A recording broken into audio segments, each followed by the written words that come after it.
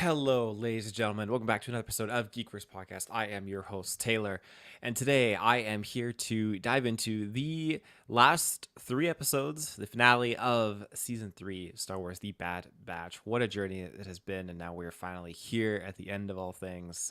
Before I get into that, a couple of plugs. You can find us with your internet connection in the search bar. GeekVerse.ca is our home base. GeekVerseCast is our Twitter. GeekVerse is our Facebook. Be sure to check us out on Patreon. We can get ad-free, exclusive, early episodes on there. Support the show. You can get tons of stuff. It's great. We have lots of retrospectives that are dropping and popping off right now in celebration and leading up to Kingdom of the Planet of the Apes. We've done an entire retrospective for Planet of the Apes, all the films. That's all available now.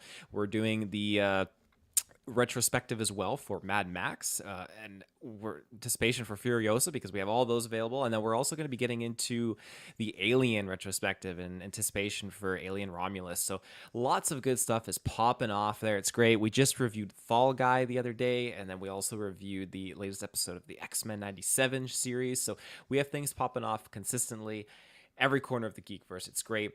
I want to shout out our Patreon producers, Aaron Braden, April Darkness, Jack Grant, Muds, Sam. You guys are fantastic. Thank you so much for supporting the show and keeping the lights on. We love you all. So I'm going to start off with just non-spoilers, and then I'll get into the spoilers portion. So yeah, let's do this. So with this show, I have absolutely loved the progression and the development of these characters. And I'm probably a broken record at this point if you've tuned into the other episode reviews that I've done. But I feel like they've really hit home at touching upon different story arcs. And while some of these things do feel, of course, like filler, I feel like as the show has progressed, it's refined itself and become way better at incorporating filler episodes, but allowing the filler episodes to serve as a progressive narrative serving plot device, if that's the way to put it. I don't know, but it allows the ability of these filler episodes to not feel like they're necessarily filler episodes, but they contribute to the overarching narrative, to the story, and I like that. My cons with how this show concluded is maybe I was hoping we would get more answers. I feel like they set certain things up to explain and expand on where we got to in the sequel trilogy when it comes to the Empire and the First Order and how things are. And I thought that we were really going to expand and explore on it in this season. And now this season is over, and while 15 episodes is definitely a fair few, I think it's just a missed opportunity that we didn't get more from. I don't want to know. I don't want to say it because I don't want to spoil it. There's just certain things that I feel like we really needed to explore more and expand on, and we didn't. They touched upon it very, very lightly, and I was hoping just to see some more things, but they concluded it kind of in its own way. And yeah, it'll be interesting to kind of see how this is going to be either looked upon in the future, if it even is going to be looked upon again in Star Wars or whatnot. I feel like the Bad Batch was trying to set up certain things that we see in the sequel trilogy, because you have this narrative in the sequel trilogy that they concluded with The Rise of Skywalker. And I guess they kind of established it in Rise of Skywalker and concluded with it in that same movie. And all these other Star Wars medias have just been trying to expand and add more to that storyline. And as convoluted as it can be, I do appreciate that they're trying to, I don't want to say fix it, but at least make sense of it and unwind it so that people that are enjoying the Star Wars universe can actually understand, like, okay, well, this is how this all unfolded here. And so this is, I guess, serving as another step in that direction where we got in Rise of Skywalker. So that's fine. I just wanted more. Our characters, I think that at this point of the game, like I said, their development has been fantastic. I'm really happy that Wrecker has really just turned around into this character that he is now. And he's really, from being just someone that I really was not engaged with in that first season, he's really turned into probably top three for me. Like, my number one is Tech. Obviously, I love Tech. He was my favorite. So it really was soul crushing when he died. And then after Tech, it would be Crosshair. Really, really like Crosshair. And then after that, it would probably be Rekka. I really like where he's come as a character and seeing where he's at now.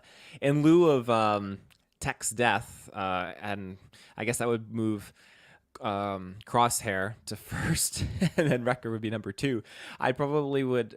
I'd have to decide between Echo or Omega for the next slot. Nothing against Hunter. I just he's very much just reminds me of just the other clones, and I like the very significance of the differences between the others. If that makes any sense. Just my favorites. So getting on from there and looking at how things kind of picked up from the last episode 12, things are really kind of steering into uncharted waters and into the finale. You could feel like, okay, we're not getting any more filler episodes, and this definitely felt like just a 3 episode slow burn towards just the ending. And episode 15 was a full hour long, so it had a lot of juice going on with it. And so you get pretty much just under 2 hours worth of Star Wars finale content here. And so there's a lot of stuff that really had me excited, a lot of stuff that was really a good callback to stuff in the Clone Wars and some other really, really fun things. And so yeah, lots of storylines were concluded. I still do have questions, and I think that the way that they ended the show definitely leaves me wanting more. And for sure, it absolutely has me questioning, okay, where are select characters now? Now that we are in this certain I don't want to say. It's a very interesting conclusion, though, and I think most people are going to be happy with it, and I think most people are going to be excited, like I said, questioning, but excited to see the next step here. Now, obviously, we're not getting a season 4, and the animators are transitioning to other shows like Tales of the Empire, which comes out in 2 days this weekend, which we will be reviewing, me and Kirkland. I don't know about Travis. Me and Kirkland will be deep diving into that. We're very excited. So there's still some more animated content coming out, which is great. I'm excited to see where they're going to go after this, though.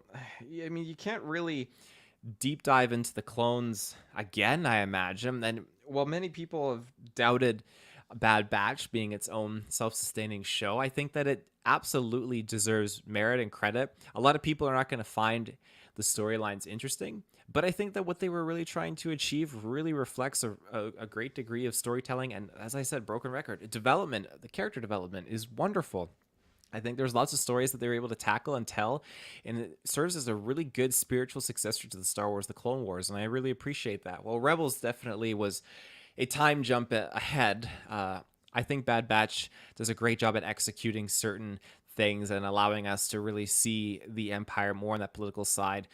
One of the reasons why I love Andor is seeing how the Empire rose, and so of course you're not getting a as politically invested show with the Bad Batch because it's clone centric. You do get certain little insights into the Empire, and that's what I do appreciate. So I'm very happy with this overall this show. I think it was really, really fantastic. And now that we are here at the end, it is sad to see it come to a conclusion, but it definitely has me asking more questions. But anyways, I'm just babbling on. So let's take our first ad break and then get into some spoilers here. So we'll be right back. And we are back. So episode 13, Into the Breach. We have Omega basically she's captured successfully, and she's being introduced to her fellow Project Necromancer test subjects. So that's the 4 other Force sensitives, Eva, Jax, Sammy, and Barn. Basically, she's telling them that she's escaped from Tantus already, and she's going to be doing it again. And she just kind of inspects the zone a little bit and figures that, okay, there's areas behind the walls they can use to make an escape.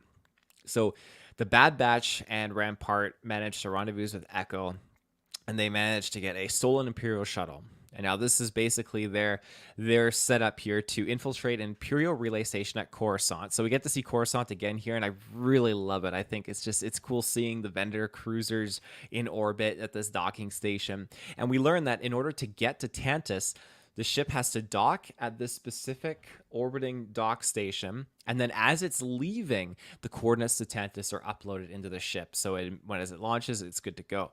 So it's really extensive on how to get out of here. But that's the plan. Essentially, Rampart came up with this idea to a slight degree, even though it was Crosshair that had the thought, okay, let's go get Rampart. But Rampart's very much, he's Imperial, he's a coward. But it was fun seeing him kind of like cement back into the role of just being a lieutenant and just calling the shots. He definitely did a good job with that. Now, they weren't able to extract the information, so the situation changed, and this is in Bad Batch fashion, where Echo sneaks aboard the actual shuttle that's going to Tantus and manages just in the nick of time to disable the proximity sensors on it, and it allows the other ship that the Bad Batch are on and the stolen vessel to just blast off and sneak in right under the ship as the main science ship blasts into hyperspace and jumps towards Tantus. It was really, really a cool, high octane, intense scene. I really liked it. But that's basically it. Them just sneaking about, doing things and stuff and things. So we didn't get to see much more on top of their escape, but it was okay. And this is what I mean by it feels like it is a little bit of a filler episode, but you're progressing the main narrative and diving further into the plot. So when we move on to episode 14, Flash Strike, now the Bad Batch, while they were stealthily to a slight degree getting into the proximity of the ship and going to Tantus, they were notified in advance, the people on Tantus, that clones had managed to board the orbital station and cause a little bit of ruckus. Hemlock basically sends out the troops. The troops go and like disable the ship, and so our three Bad Batchians are basically wandering the jungle on Tantus. Now, this is where it gets really, really cool because you have Omega. Okay, she's getting everyone, the other kids, to cause a distraction. So she goes and it starts crawling through the walls, and she manages to find a very familiar character, the Xylo Beast. And I thought that we were not going to see this same one. I mean, to me, I have not looked into the lore, Googled anything like this, but to me, I know that they've cloned the Xylo Beast, and so I am under the impression that this Xylo Beast, however, is not a clone. This is the same one that we saw from the Clone Wars. So she basically formulates a plan, and you when you see the Xylo Beast, you know what she's thinking. She's gonna let this sucker loose, and that's exactly what she does in the next episode, and it's great. It is great. But we basically have the Bad Batch and Rampart just trying to survive, and everything is kind of going wrong, and they get separated. And so that's basically, again, this is a seriously slow burning episode leading into that finale, because things are getting set up, the cogs are in motion, and we're just getting ready to see how things are going to go down. But Echo was on that science ship, and he manages to get into the base. They don't know he's in there. He's disguised as a stormtrooper, and he's just sneaking around doing things and trying to find Omega, while most of the forces are trying to find Rampart and the Bad Batch out in the forest.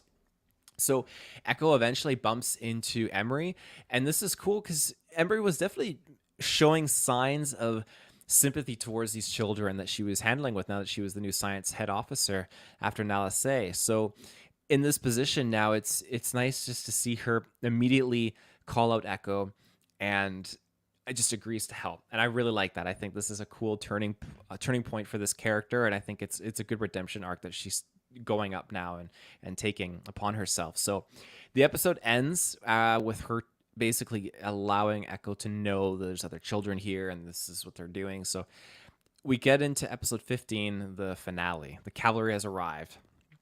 Omega and the other children, they managed to get out. They follow through with their plan. The doctor who was there on call, basically, while Emery was out, she was terrible and she got drugged. And then it sounds like when the kids escaped, the Empire was going to kill her.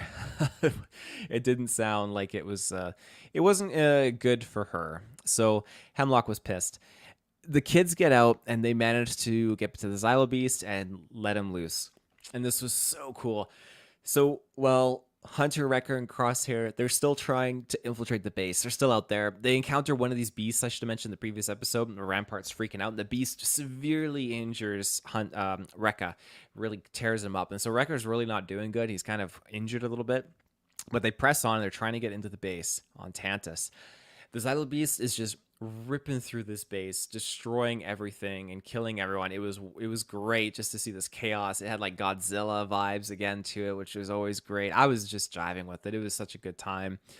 So as the Xylo Beast breaks out and runs free on the planet, they do set up contingencies to go and retrieve the Xylo Beast. I'm not sure how far this is going to go and if the Empire will successfully get the Xylo Beast back. And I say that because you have Tarkin calling up Hemlock, basically calling him out like, oh, the Xylo Beast has escaped. Bad Batch is there. Like, buddy, you're terrible. What are you doing? Hemlock's like, I got it under control. And Tarkin's like, no. I'm on my way. So they did express interest, I'm sure, of reclaiming the Xylo Beast because it's a military asset. But now in retrospect, I'm thinking when Tarkin does arrive, he basically gives the order, okay, all remaining assets were going to be diverted to Project Stardust, which it makes sense. He's definitely sympathetic towards that project, even though he has a beef out with Director Krennic. So it's interesting to see how that'll play out. It's just fun to hear all the project names and how Thrawn would be with this situation. Although I don't even think Thrawn is a factor at this point. Of course, he did see Anakin in the Clone Wars, but at this point, I think it's still too early for him to have been recruited into the Empire with Vanto. I'd have to recheck my dates on that, but anyways, I digress. This isn't the Thrawn show. This is the Bad Batch show. So as our characters are basically trying to get into the base, the Xylo Beast breaks out, and so the Bad Batch is like, okay, that's our entry point. They sneak in. Rampart is still with them. Well, sorry, no, Rampart is not with them, actually. Of course, he got captured, and he was inside. He was actually across the cell from Nala Se. So when the Bad Batch breaks in, they eventually get caught, unfortunately, because they have to deal with Hemlock's new testing clone trooper squad, and this is like an anti-Bad Batch, I guess you could say, the special elite tactics unit that he's got of these special clone troopers that he studies on. Very interesting, and I think just to put it in the ground now, everyone was speculating that this one clone was probably tech or there's something going on here. And I will say they were definitely alluding to something suspicious by him keeping his helmet on and always not showing what his face looked like. But at the end of all things, it was just a nobody. And that's exactly how I would like to keep it. It did not need to be tech. I did not need to have that. That's a whole nother dynamic. We need a whole nother season to deal with that. And it would be too much along the lines of a repetitiveness of dealing with Crosshair and Crosshair's kind of sticking it out with the Empire while all the other Bad Batch members moved away and went on their own. So I'm glad that they didn't touch upon that at all. We did not need that storyline. Tech is gone. It hurts. And these were just other clones that were just trying to assassinate our boys, the Bad Batch. So that's what happened. They managed to detain the Bad Batch, lock up the remaining guys in Hemlock's observatory area. And so Omega rendezvous with Echo. Emery manages to get the other remaining kids on a shuttle, get them out of there and to safe harbor. And so Echo and Omega go back. They free Nala Se, they free Rampart, they free a whole platoon of clones, and then they're going to fight, and it was great. They're going to rescue the Bad Batch. Nala Se gets her own mission, and it's sad how the Kaminoans were just shafted like this. They were just done dirty like the Geonosians, you could say. And so she made the honorable and right call here. Like, it was really good to see her character come down this path where she managed to get a thermal detonator. She goes to the research area and she knows everything Project Necromancer related. All of her research, it needs to be destroyed. And Rampart is intrigued with this. He follows her, and he's obviously looking for a good position back in the Empire. So he's thinking, okay, I will take this information, I'll get it out of here, and I'll have leverage with the Empire and the Emperor to be reinstated. But now let's say detonates her thermal detonator when he didn't pay attention and destroyed them and the evidence. The downside, of course, he shoots her before he tries to leave and whatnot, but there's some exposition here that they skipped over where he asks her what Project Necromancer is, and they skip over it, and I wish they didn't. I would have loved to have that scene of Nala Se just telling him, like, oh, the Emperor is cloning himself so that he can live forever. Oh, just say it. Just say it. I would have loved that. That would have been great, but we did not get it, sadly. It really, really sucks. So all we have to base it on is the fact that Project Necromancer has continued on into the Mandalorian, where Moff Gideon is doing his stuff, but he's trying to create a clone that's force sensitive of himself, basically, and make his own force sensitive soldiers. So the reason why that wasn't perfected was obviously because this research was destroyed. But then you also have years later with the final order on Exegol, Palpatine doing more of this clone stuff, this necromancer cloning stuff. So I appreciate that it's kind of this reoccurring thing in Star Wars. I do enjoy the necromancer plot line, but I think it fits where they were running into so many errors with Snoke, for example, because the original baseline research was destroyed, and Omega was the key, but Omega's, I mean, she makes it out, obviously. She gets out safely. A couple clones as well, and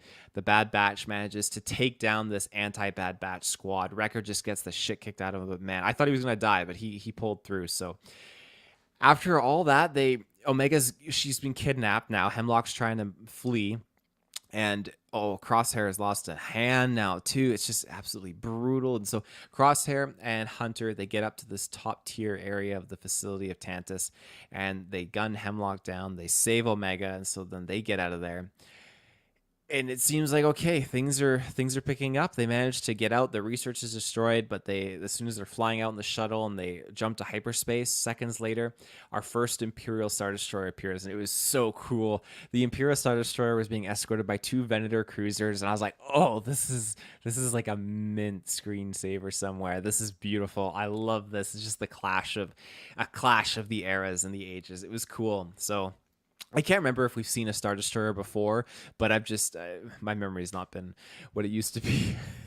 So to me, just seeing this and this two scaled side by side was just like the bee's knees. But that's when we see Tarkin arriving and basically saying, okay, we're going to divert all of our funds and resources now to Project Stardust. This has been a failed endeavor. We're not wasting any more time with this, and we're going to destroy the facility. So that's what happens there, and they leave it at that. And that's why I would have liked to have expanded upon a little bit more Imperial stuff, a little bit more Necromancer stuff, and just really get more into the political side of what Tarkin is dealing with here. And the Emperor, too. Bring McDermott back. He's always fantastic as Palpatine. I'll always watch him as the jolly old Sith Lord.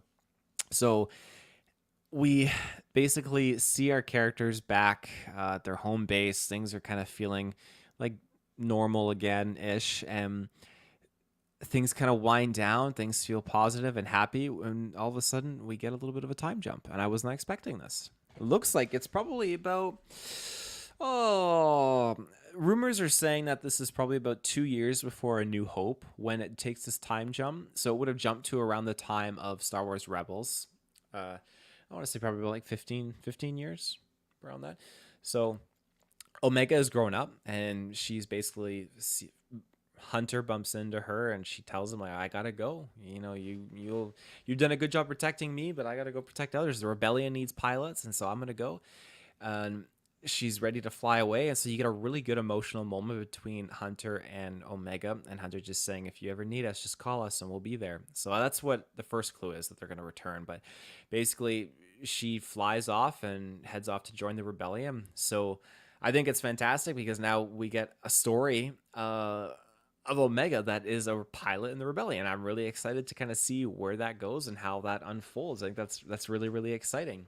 So that's basically how it concludes. Again, this was an hour, but I feel like it was a little fast paced and things were a little loosey on the conclusions side of things, but it is what it is. And I'm happy that we got this concluded in a semi relatively okay way. It could have been a lot worse, could have been a lot more messy, but I think that they've left the door open for continuing this storyline in another light with different characters and bringing these characters back like they did with Rebels, you could say, where at some point they brought Rex and they brought Gregor and Wolf back. So I think there's room to bring these characters back at some point in another Dark Times centric show. You know, Travis loves the Dark Times, but yeah, that's it. That's all my thoughts. That is it for the Bad Batch season 3. That's a wrap. I don't know what I would rate this show in general as a whole. I mean, season 3, I probably would rate it like 9.5 out of 10. I think it was damn near pretty perfect. I loved it. The whole series, all 3 seasons together, I'd probably go like a 8 out of 10, just because I feel like the first season definitely had a lot of filler, a lot of slow stuff that was hard to kind of like trudge through. But season 2 was absolutely wonderful. Love season 2. And then this season again was just jumped up even more. So it's been 3 years of Bad Batch, and I'm sad to see it go, but I'm happy to see what's coming next. So that is it. Thank you for tuning in to this episode of GeekVerse Podcast. We'll see you guys next time. May the Force be with you. Happy May the 4th. Take care.